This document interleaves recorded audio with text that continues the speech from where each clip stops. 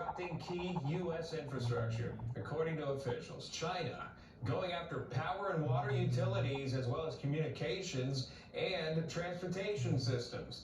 The Washington Post reporting the hackers, who are affiliated with China's People's Liberation Army, have accessed computer systems of about 24 critical entities.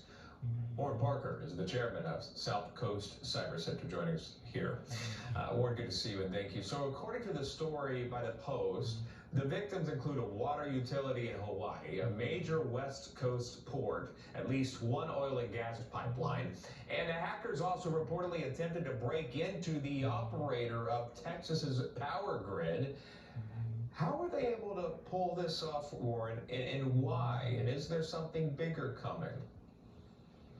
I think the why is the most important part, Sean, and the why seems to be that the Chinese, through the People's Liberation Army, by the way, this is who's behind these attacks, are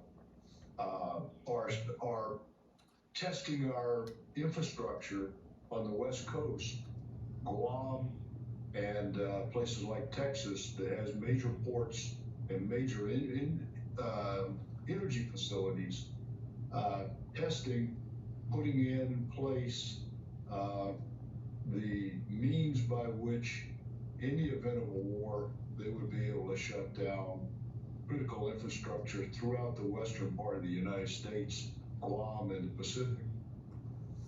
Tensions between the United States and China escalating in recent years, despite a recent visit from President Xi.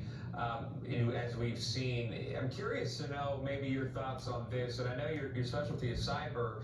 In this day and age where you have various countries fighting proxy wars, mentioning Iran specifically right now, but cyber attacks versus, thinking decades and decades ago, missile launches, gunfighting. I mean, have we as a human race advanced to the point where the fighting could be done through cyber? Cyber is an enabler. The fighting's not going to be done through cyber. Human nature hasn't changed. The nature of war hasn't changed.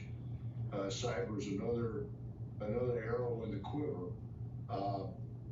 The chaos that would occur if the ports on the West Coast, energy systems, our logistics systems, our electrical grid were manipulated or shut down in the event of hostilities, would simply make the kinetic part of warfare even more devastating. This week in